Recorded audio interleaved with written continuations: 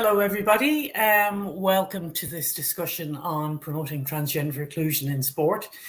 I'd like to welcome particularly my interviewee, Chris Mosier, who is a very well-known trans athlete who has a very interesting history. Chris, welcome. Thank you.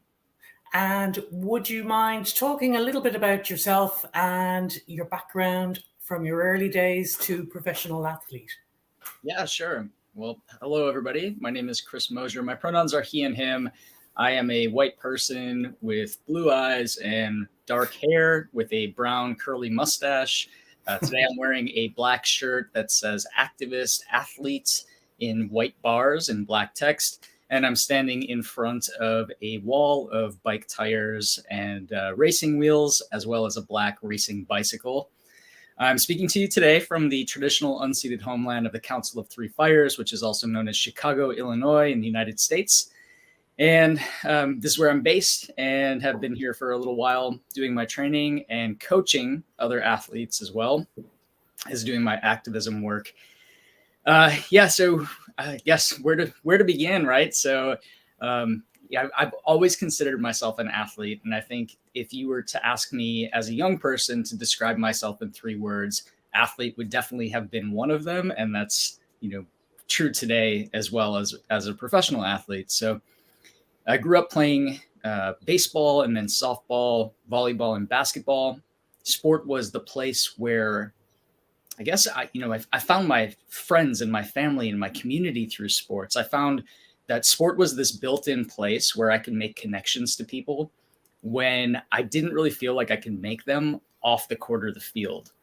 Like from a very early age, I knew who I was. I knew how I wanted to express myself, how I wanted to show up in the world, like what I was interested in, what type of music I liked, what type of clothes I liked to wear, what type of sports I liked to do. And later on, as I grew up, I started to get the messages from the adults in my life that how I was showing up wasn't right. It wasn't the right way to do it. And so, I had a lot of confusion around that because at that time I didn't have the language or terminology to describe my identity, to talk about who I am. I just always sort of felt like me. And so as I got older, that sort of distance between the expectations that were put on me by other people, by parents, coaches, teachers, and then how I actually felt started to grow. In high school, I was a 3-sport all-conference athlete and wanted to go on to play college basketball. And when it came time to make that a reality, I decided not to play. And it was for a number of reasons. Had a ton of excuses. I wanted to do well in school. I was a first-generation college student. No one in my family had been before. I had no idea what to expect. I had, no real support system that I could lean on, and I knew I had to do it myself. So I decided not to play sports. And what it really was, when I look back on it, when I really reflect about it, was that I didn't want to be on a women's team. I am a trans man. I was assigned female at birth. I was raised and socialized as female, and I grew up playing girls and women's sports. And so, that disconnect for me of hearing people say, "All right, ladies, let's go," or "Okay, girls," it really just, before I even had the words, I couldn't tell people that it didn't resonate with me, but I really found that it didn't. And so I didn't play college basketball. I played everything else that I could play that was co-ed, that I could do with friends: soccer, ultimate frisbee, volleyball, you name it, flag football, anything that we could play that I didn't have to go into a locker room and I didn't have to be on a women's team. I started to run at the end of college, and that was really where I found a lot of peace. For as much as I hated running when I was younger, I really found that running was a place where I could be alone with my thoughts. And so in some ways it was meditative, it was therapeutic, but also it was something that I could do to connect to my body and to connect to that feeling of being an athlete without that pressure of being on a team. So I could run with other people if I wanted to, but I could also absolutely be by myself if I felt like I wanted to do that too. And that was really the entryway to my adult and professional career as an athlete, was through running. So I ran all of my races up to an ultra marathon. I didn't want to run any further than 60K. and decided to buy a bike, taught myself how to swim, and did my first triathlon. And I won my first triathlon, but I was embarrassed to tell people that I won because it was on the women's team. It was on the women's side. So, right.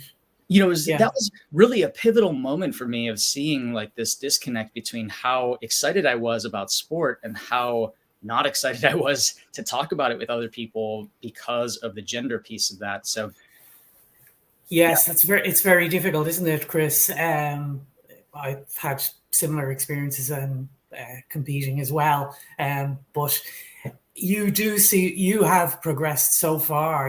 You're now an elite level trans athlete. Can you discuss your experience at that level, at the highest level? I mean, obviously, I would like this interview to be a very positive interview, but unfortunately, we do have to deal with the negativity as well around trans inclusion in sport. So, what did you find that was most positive with your involvement? Yeah, so a couple of things. One would be on the teammate side, right? So triathlon and duathlon. So for those who are not familiar, triathlon is swim, bike, run. Duathlon is also a multi-sport, but it's run, bike, run. So it takes away the swimming component. Ah. And so that's really important for me because as a trans athlete, showing up to the pool was the hardest part for me. Like, despite the fact that I was teaching myself how to swim so that I could be competitive in a new sport, and doing so as an adult, not like I grew up swimming and had that under my belt, that experience. But I would show up to the pool and I would be looking a certain way on the pool deck and then have to put on a women's swimsuit or go through a women's locker room in order to access the pool. And that just didn't fit for me. And it was incredibly difficult to navigate that situation within the gym structure. And even, outside, it was about my comfort in showing up and having to wear certain gear. And so that was a real challenge for me, which is part of the reason why I switched over to duathlon, which is run, bike, run, and found a lot of success there. I think alleviating that pressure of having to feel so much discomfort in my body while playing my sport really helped me to excel in the sport that I did choose. So that's the first thing, in that training structure, while triathlon, duathlon, I get scored individually.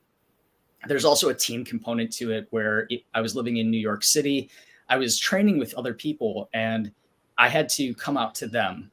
So they knew me initially as a athlete who was competing in women's competition and as a coach. And then I switched to compete with the men. That process was really incredible because while my teammates didn't know any other transgender people, none of my teammates had ever met a trans person in real life. For them, they already knew me and loved me and accepted me and celebrated me as an athlete and as a coach and as a person. So for me to just ask them to be respectful in addressing me a different way was very easy for them, which was an incredible blessing because not every trans person has that experience. No, indeed. No. Yeah. So that experience of coming out to my teammates, which is one of the first places that I came out in my entire life, really gave me the confidence to go forward and to come out at work and to come out, with my family and things like that, because they were just so welcoming and did all of the things that good allies should do, which we can go through in a little bit if you want to. Yes, indeed.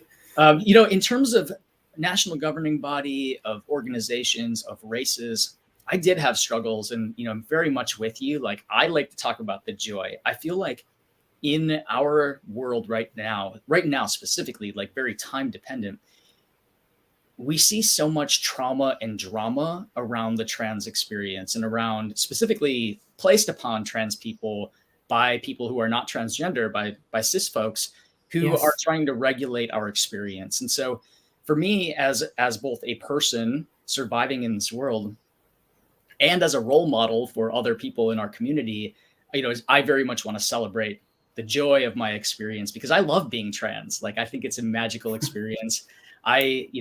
For all of the moments that I've had that have been difficult, there are so many more that have just brought so many blessings to my life. So I'm with you on that, Chris, for sure. Yeah. So, so national governing bodies, these race organizations, had a really difficult time coming out, because when I came out in 2010, so now we're talking 12 years ago, right? A lot has changed in 12 years. And at that time, there weren't policies in place for trans athletes. So while we were having conversations in sports about, and I should say there were some policies, right? The IOC, the International Olympic Committee, had a policy in 2010, but a lot of the organizations that I was participating with at that time did not. And so there was a lot of conversations around, when will we have a professional gay male athlete come out? So that's what we were talking about in the context of sports. We weren't talking about women coming out, because there were already out women who were successful, who were largely ignored, as so many women athletes are. But we were really talking about gay men in the pro sports. So when I said that I wanted to continue to compete on the men's side, people just kind of didn't know what to do with me. And so there was a lot of struggle of having to come out to one person who would forward my message on to 40 other people, and I'm out to everybody. And that struggle that I went through of not feeling very well supported, and also feeling like I had to educate a lot of people about my experience and about the trans experience along the way, at a time when I was just kind of learning it myself, like, building the plane as I was flying it. That was actually the impetus for starting my website, transathlete.com, because of that experience. Yeah. It's very interesting to hear you talking about that.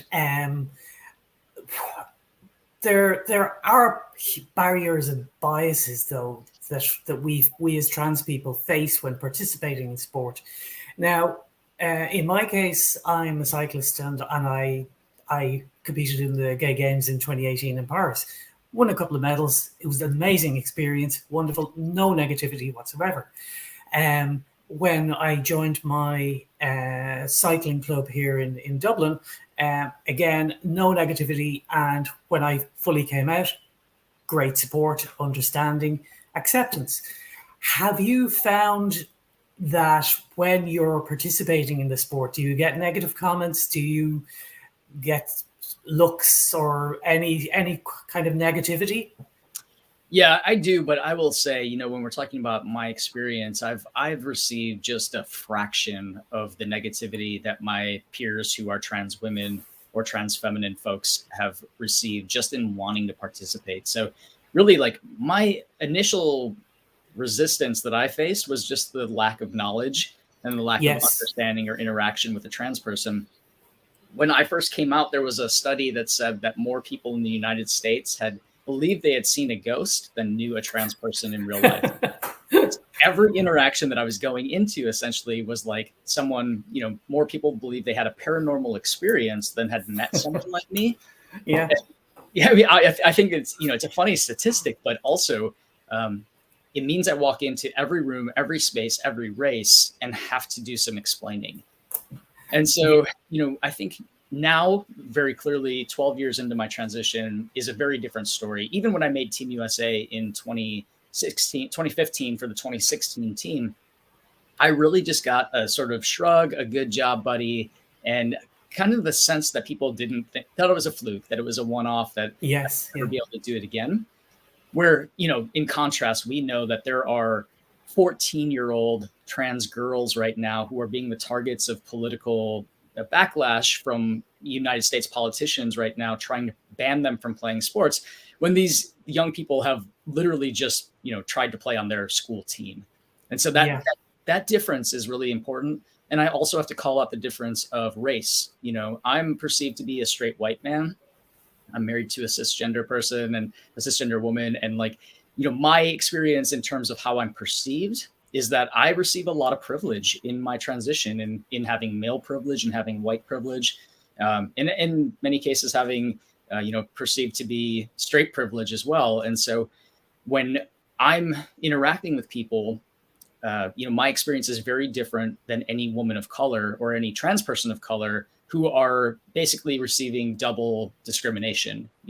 We know that the policies that are targeting trans people disproportionately impact Black and brown transgender women, and that it's specifically in sport as well. If we look at the discrimination that people are facing in terms of just trying to have access to sport, the policing of women's bodies in women's sports, this is all disproportionately impacting all people who identify as women, as well as specifically Black and brown transgender women.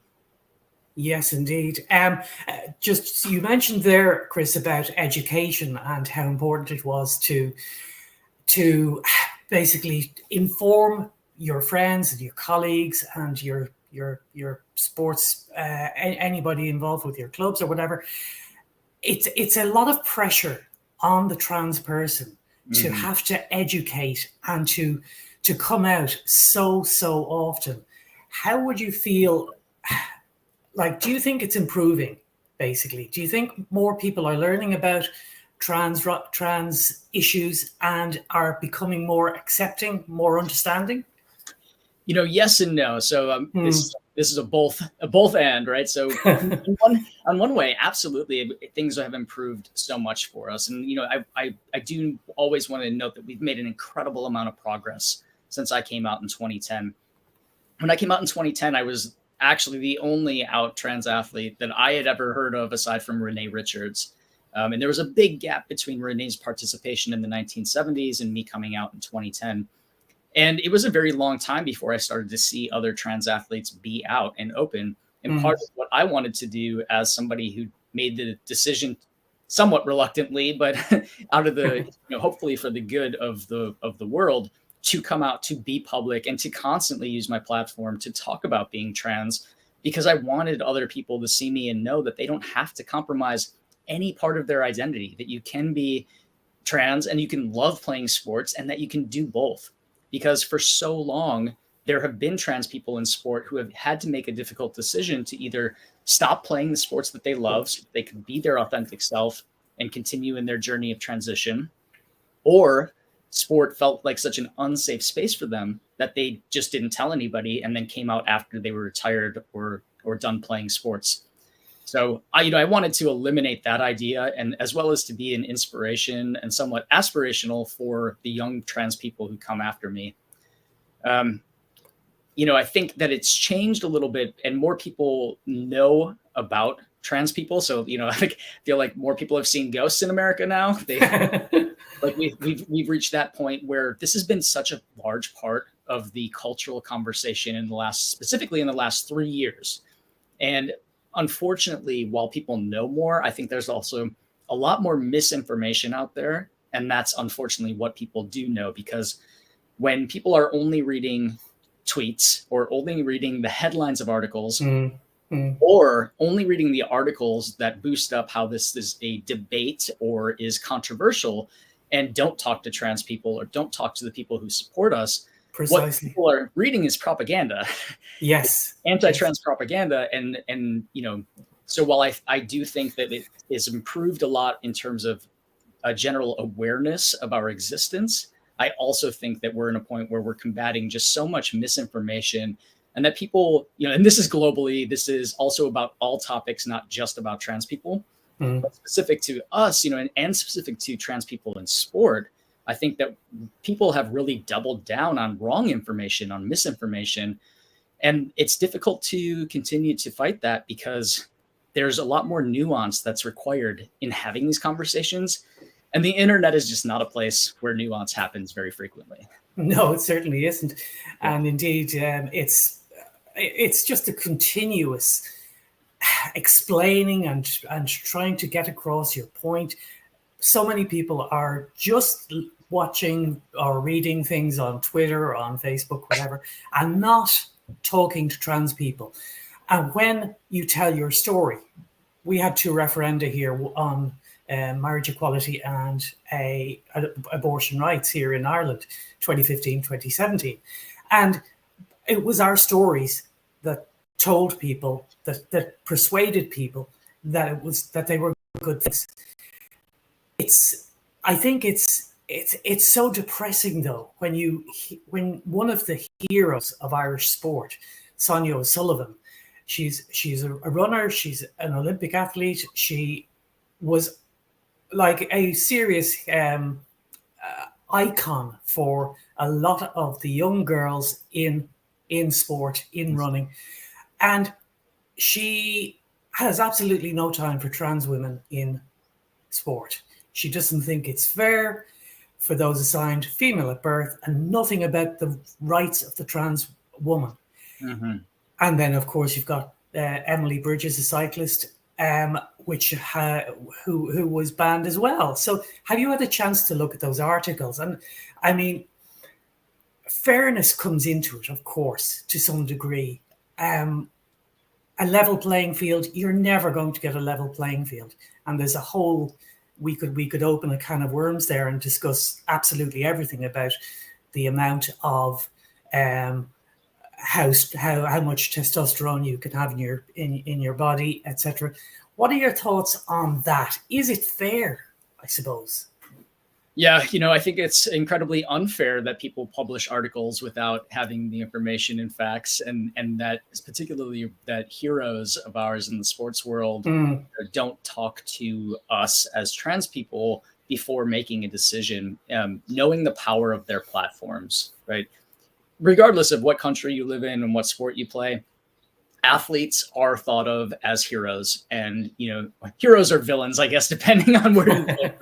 Yeah. Like we hold athletes on a pedestal and look up to and admire and take their word, at a greater value than we do other people. And that's true even for high school athletes, for our university athletes. We still raise up athletes as a higher level.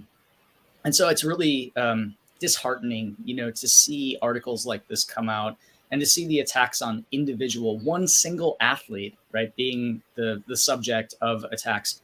Because what people have to realize is that, I'm a person.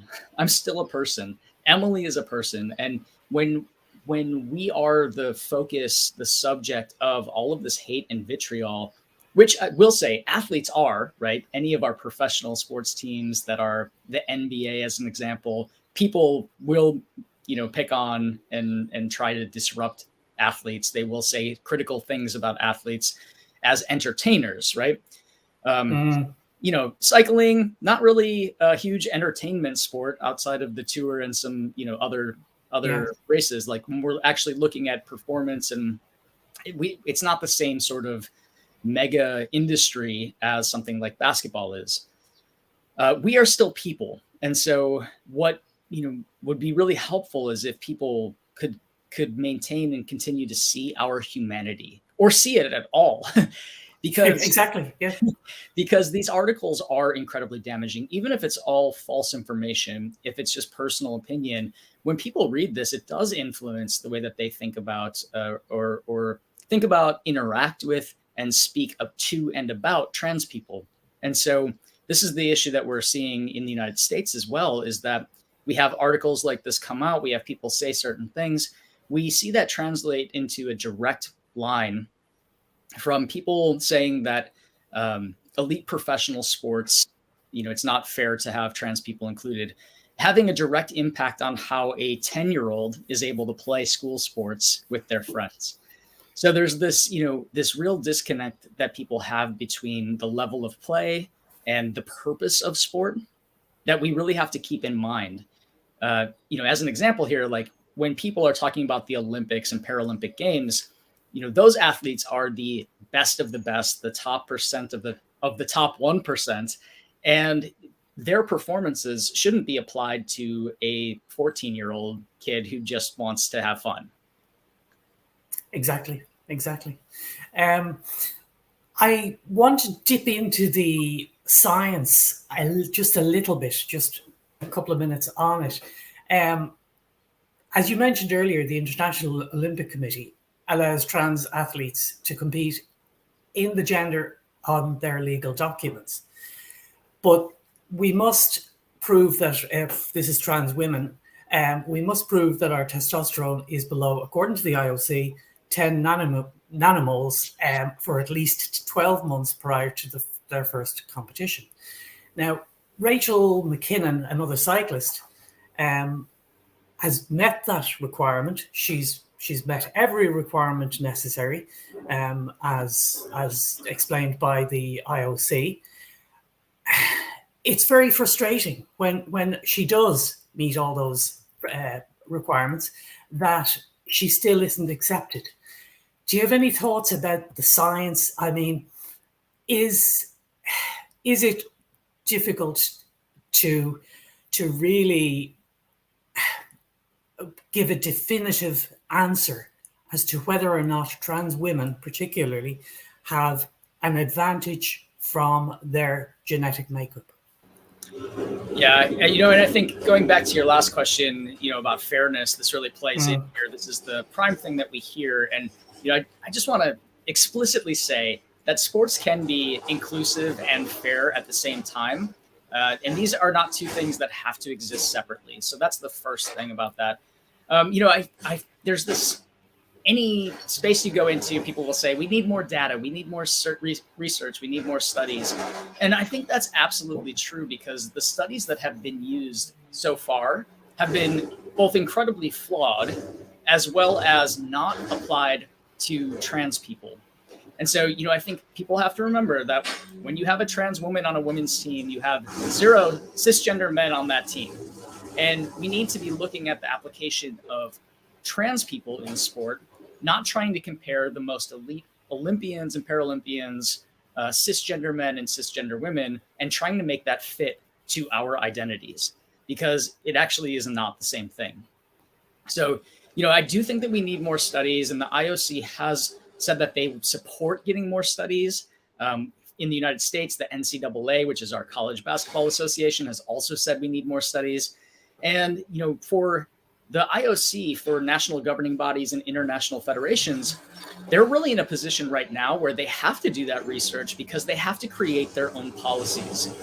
With the new update to the International Olympic Committee guidelines and framework around transgender athletes, what we now have since November of 2021 is this new framework that actually eliminates the policy that you said, as it kind of keeps it as a backup policy, right? The default will now be the international federations. So, for something like cycling, they could actually put a lower testosterone level on, which in some cases has shown up as 5 nanomoles per liter instead of the 10. So there are some organizations that are doing that. There's World Rugby has a ban on transgender women. So there's this patchwork of policies that exist out there at every level of play, and particularly at the elite level, between sports. So we just see that it's incredibly difficult for athletes to navigate this landscape of policy, as well as difficult for coaches, administrators, and national governing bodies to know what is right for them to do. Yeah, I was reading recently about the suggestion that trans athletes compete in competitions. Either they compete, and if they win, then they simply don't get medals or they don't get awards, or else that they have their own competitions. What do you think of that? Yeah, I think and also tie into the last question. I mean, I laugh because I think I would be competing against myself, we're talking about levels of play, the number of athletes that are out there, the number of trans people who are participating in sports. So as an example, we know the trans population is very small. It's approximately 1%, but perhaps less, and is statistics that I have of youth in the United States. 68% of all kids play team sports when they're in school, as a young person, but only 24% of LGBTQ kids play sports. So there's already a huge disconnect between our straight and cisgender children and lesbian, gay, bisexual, and queer kids.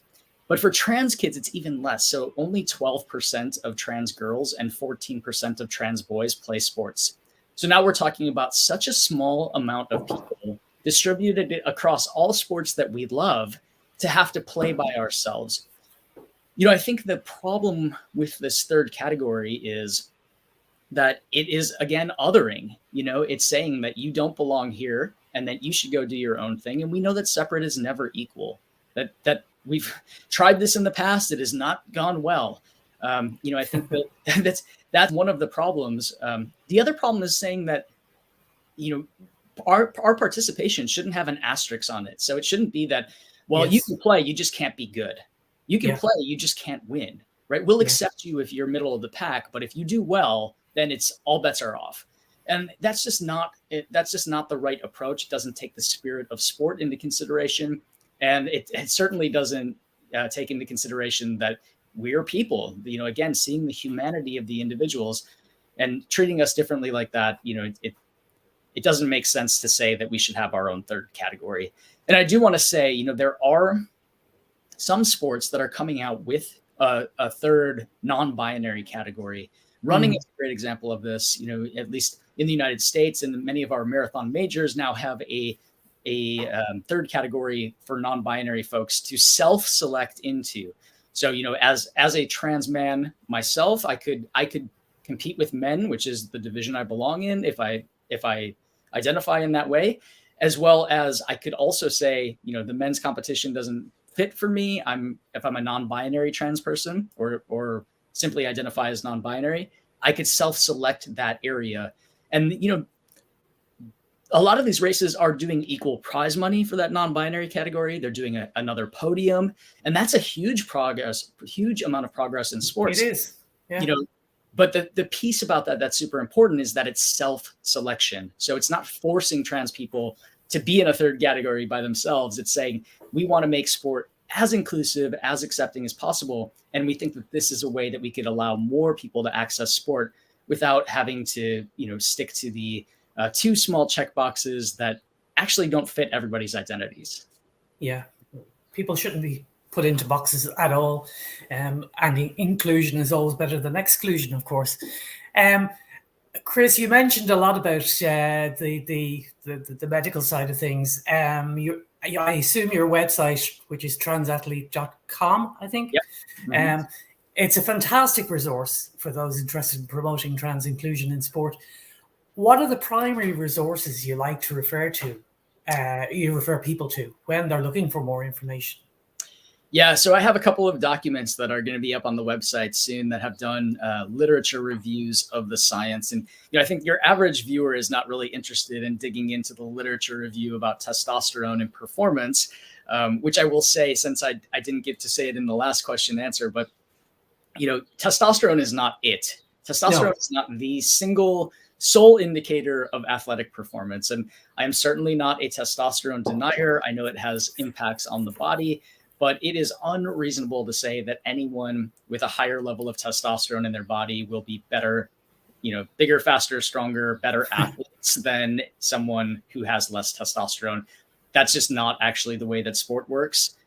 It certainly is a part of a person's makeup, but testosterone has gotten, unfortunately, too much credit for what it actually does in terms of sport performance. So there's a great book called Testosterone, the Unauthorized Biography that I refer people to, with a great chapter about sport in there that describes it for people who want to dig into that piece.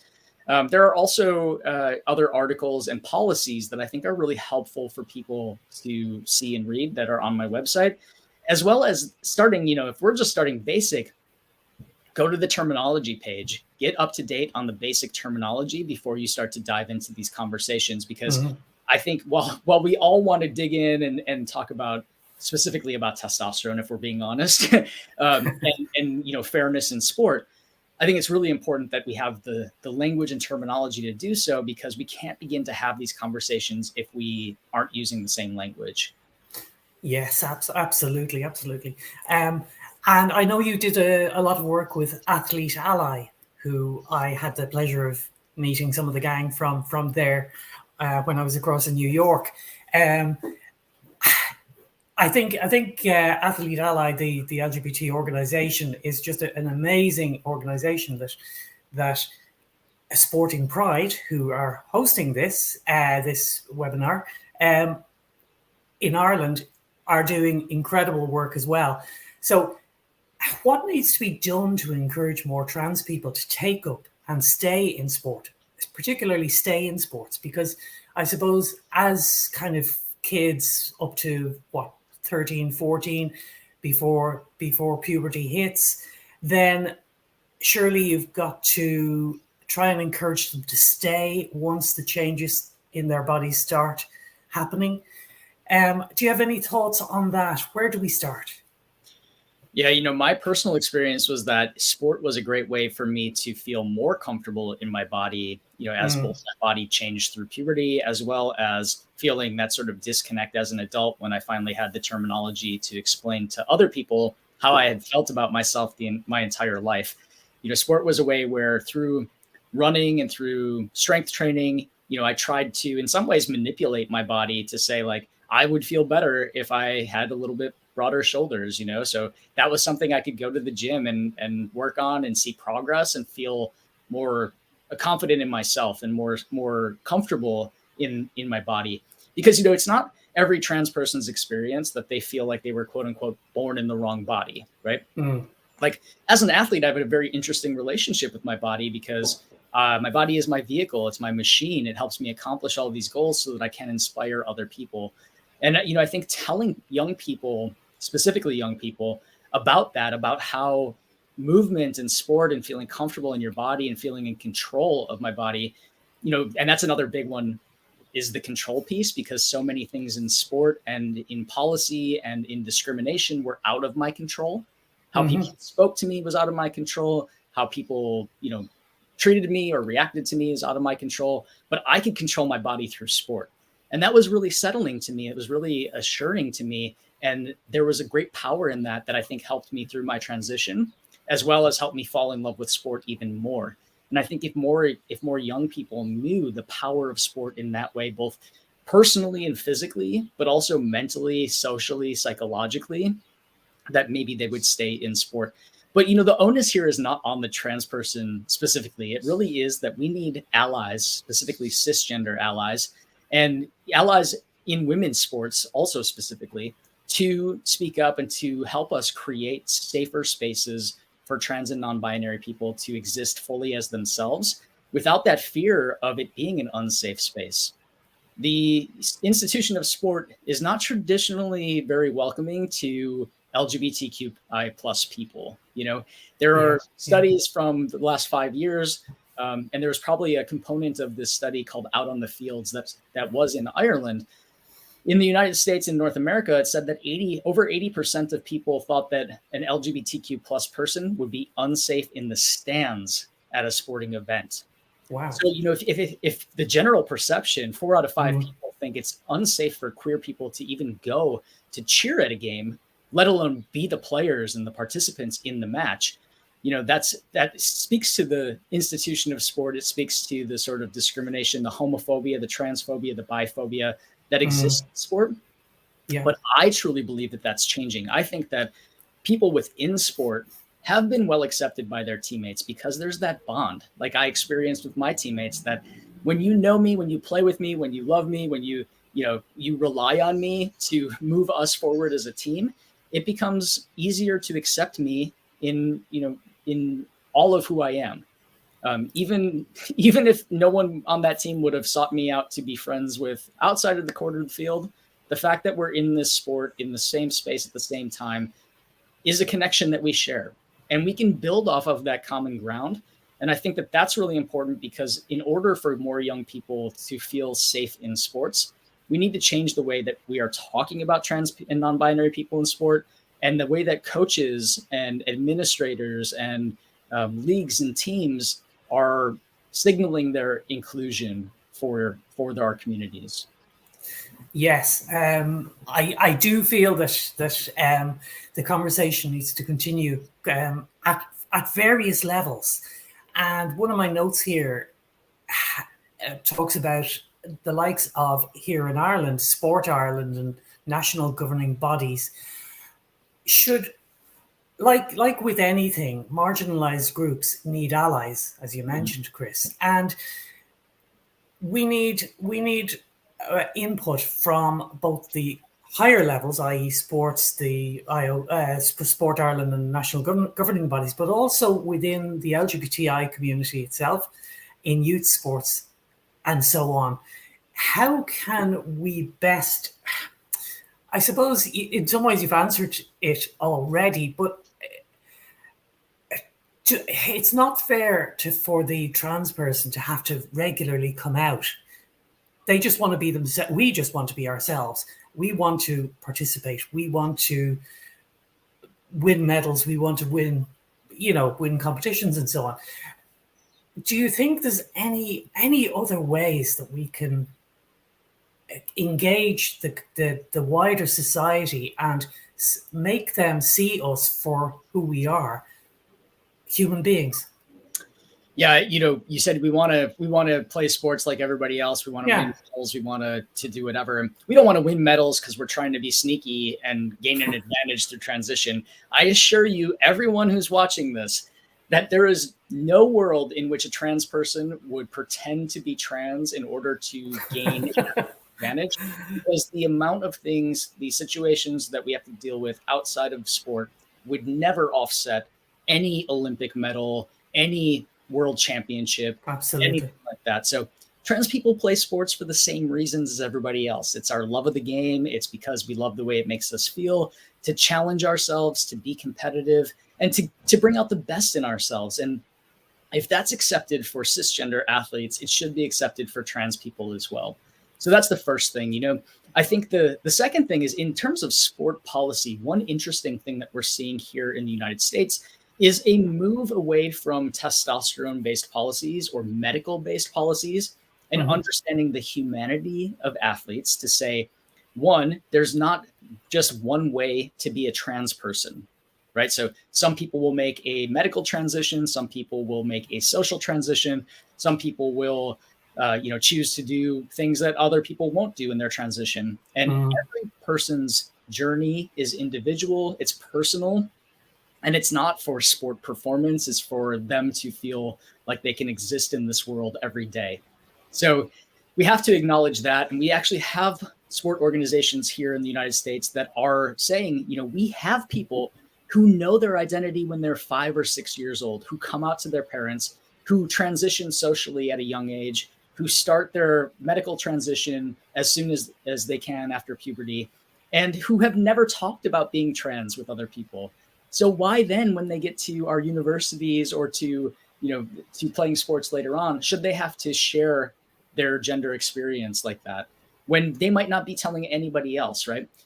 So we have to keep in mind that privacy component, that people's lived experience component, and we're seeing policies do that. And I think time will show how well those policies work in terms of both accommodating people's privacy as well as integrating us in more seamlessly into sports. Yeah, I think I absolutely agree as regard around the inclusion and the policies as regards that. What I suppose kind of a final question, because you've given lots of support for trans community members in Ireland. It's so difficult to come out, and again we talk about we've got trans rights or human rights. It's the common phrase. But what advice would you give to anybody working in the sports industry here in Ireland who are working on transgender inclusion policies? What do you think are perhaps 5 takeaways that you've learned from working with sports organizations in the US, and how can we basically embrace those learnings from the US here in Ireland? Yeah, well, I think in some ways we are well behind other countries in terms of our inclusion. We've seen, while sport policies have been making progress slowly but surely over the past 12 years since I've been out, we have seen just this incredible backlash in the last 3 years, specifically using transgender kids and trans kids in sport as political targets. And so that's important to name, in terms of the takeaways, because we know that anytime that we see progress in one direction, there's always a backlash in the other way. And this is a global backlash. We experience in the United States organizations from the UK coming over to influence lawmakers to try to ban trans people from sports. These are well-known anti-trans organizations whose whole mission are to keep us out of sports, to keep trans women in men's prisons, and to make sure that we cannot change our gender markers on our IDs to match who we are. So we're up against a lot, We are. Key takeaways here. So I think one is, if you're making a sport policy, you need to have the people who will be impacted at the table. So nothing about us without us. Trans people need to have input on what these policies are, because if you've never spoken to a trans person and you're trying to make a policy, you're going to have no idea, what it feels like for us to go into a changing room or to be in, with certain, what does a transition even mean? Like, we have people who are making policies who have no idea about the trans experience. And so that's the first thing, is that we need to be talking to people. The second is, when you are making a policy, you need to also have a component to it that is about training. You could have the best policy in the world, but if it just sits in a PDF on your computer and your coaches don't know how to use it and your athletes don't know that it exists, it's worthless. So making sure that it is public and it is available, and that people know how to implement it and how to get support if they don't have the right answers. Third thing would be continuing education, making sure that everybody is staying up to date on terminology. I can't underscore enough the importance of language. So language is one thing that trans people consistently use as an indicator of how safe we will be. When I walk into a space, I'm looking for visual indications. So it might be a pride flag, a poster of a queer person, any number of things, a statement, T-shirt, whatever. If I'm not seeing those things, then I'm listening to the language that people are using to see if it is transphobic, to see if it is, very exclusively, how the gender binary is set up. So I'm listening to see if there's an indication that I will be welcome. This is something that we just do as trans people, and it can very greatly change the way that we feel that we belong or don't belong in that space. So our folks who are leading these sporting organizations need to be aware of that and thinking about the language that they're using, both in internal and external communications.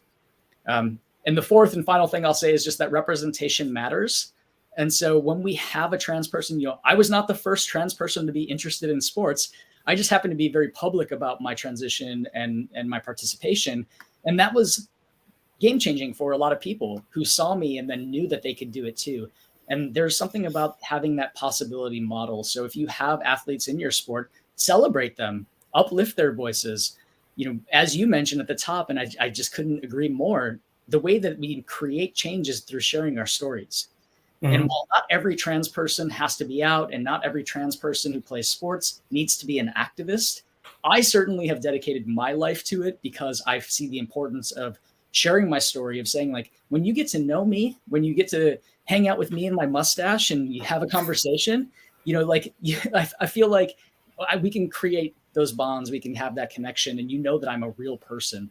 It's very easy for people to hate us on the internet. Absolutely, yes. Meet us, talk to us, and well, everything won't be perfect, but at least you'll have a better understanding. Chris, that has been a fascinating conversation. I'd like to open it up now to any questions. There have been a couple of comments. Brian Kitt would like to know what's a lived experience. Yeah, so it's exactly that. What is a lived experience? It's the real life of a trans person. I think that there are people who think that the lived experience of a trans person is a certain way of like how we present ourselves or what we do or what we think. And my lived experience is like, I'm just another person trying to survive through a global pandemic. And, like other people, we have a lot of the same fears that our cisgender and straight colleagues have, comrades have. So I think that that's important to say. Like, my lived experience is that I was assigned female at birth. I have been raised and socialized as female. I knew from a very early age that I didn't fit in with my peers, in the girls in my class, but I also wasn't like my brother. And so, my lived experience is all of that, my daily experiences, as well as the lens through which I see them. And for me, I will say, like that, my salient lens is my gender identity. It is that when I walk into a space, I'm often thinking about how I am trans and how I will be accepted. Yes, absolutely. Likewise. We kind of talked about this earlier on, about what are your views on having a female category for one and an open one where anyone can compete. As you say, if it's self-identifying, if you personally decide to join that other category, then that's fine. It's your personal choice to do that. I don't really think. What do you think, Chris? Yeah, I mean, I think that would be fine as long as you acknowledge that trans women are women and could also play in that women's category. I think the issue is not turning a men's category into an open category.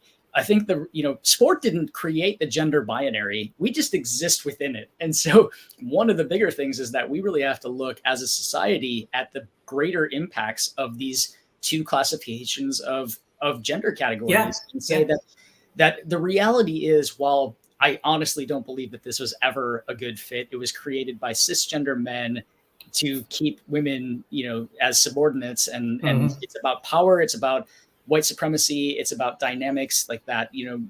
We have to acknowledge the history of that sort of gender binary and power structure already to say that sport does not fit that. And people don't fit that gender binary now either. There are more and more young people who are identifying as something other than totally male or totally female. We have a lot more gender fluid expression, a lot more people who are navigating the gender binary in a way that doesn't fit neatly into our two check boxes. And sport needs to reflect that.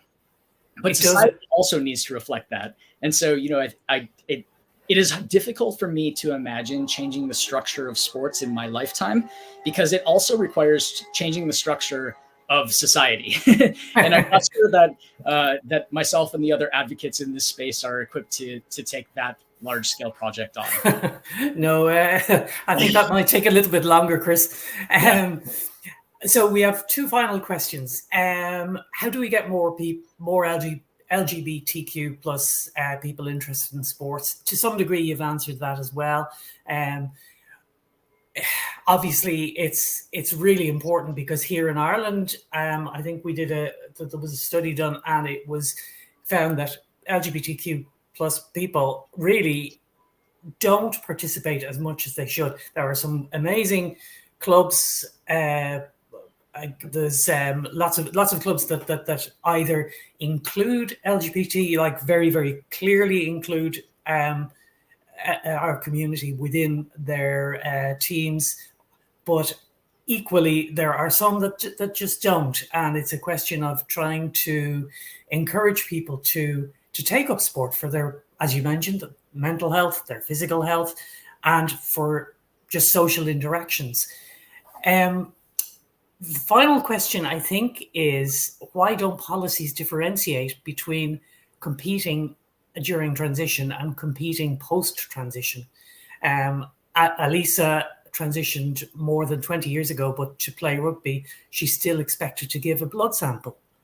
Yeah, this is exactly what I was talking about with the people transitioning earlier and earlier, and that privacy component that, like, if you've been living your life as who you are for 20 years, and then all of a sudden you're expected to talk about your transition and to have that be the main focus, it seems deeply unfair as well as invasive, And so we are seeing policies that do that. But the problem is that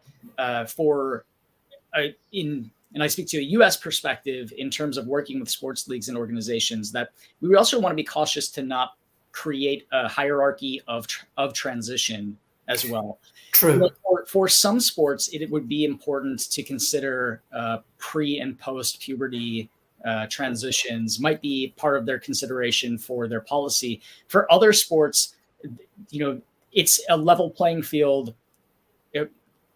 Sport is never a level playing field, right? And I think that's one thing that's complicated when we talk about fairness in sport, is that sport is inherently unfair for all people, regardless of your gender identity. And that's why sport is sport, right? Yes. At the competitive level. At the participation level, we're talking about a different thing. But I think we really have to recognize that there are so many different ways for people to experience their gender identity, to understand the steps that they want to take in transition, and they should still have the opportunity to participate in sports. Part of it depends on the level of play. So it would be inappropriate for us to create such specific guidelines for sport for a participatory or, fun league.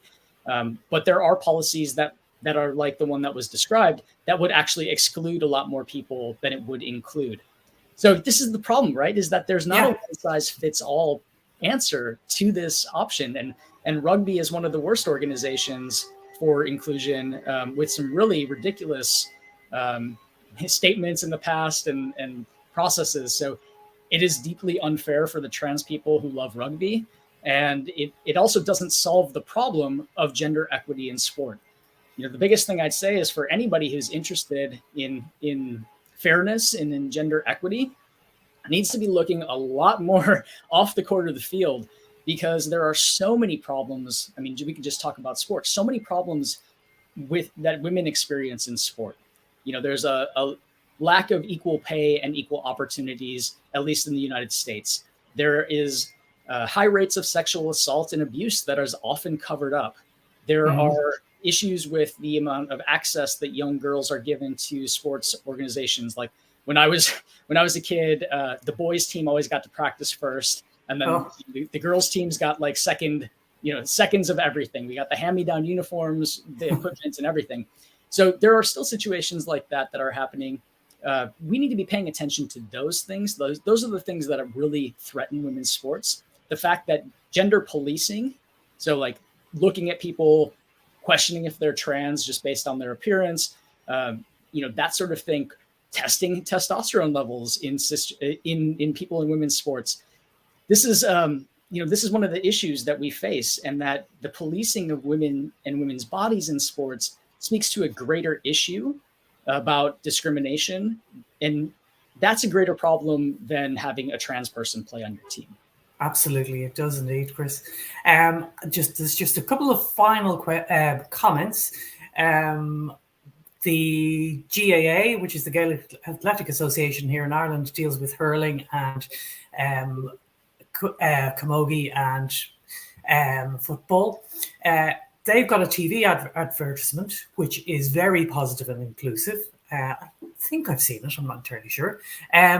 Then the Gay Project in Cork has done a great job in setting up LGBTQI plus inclusive groups for soccer, running, rugby, badminton, hill walking, and of course Sporting Pride, who are hosting this event, are throughout Ireland and really very much supporting trans people, LGBTQ people to be involved in sports for their physical and mental health. Chris, it has been absolutely wonderful talking to you. Delighted to finally meet you. And thank you to the audience for watching. I hope you enjoyed it. If you have any questions, you can contact Sporting Pride, info@sportingpride.ie. And we'll leave it there. Thank you very much. Yeah, thank you. And I can be reached at the Chris Mosier on social media, as well as transathlete.com. Please dig into my resources. And if you have a policy that I don't have on there, please send it to me. I'd be happy to include it. Thanks so much, everybody. Thanks, Chris. Thanks, everybody.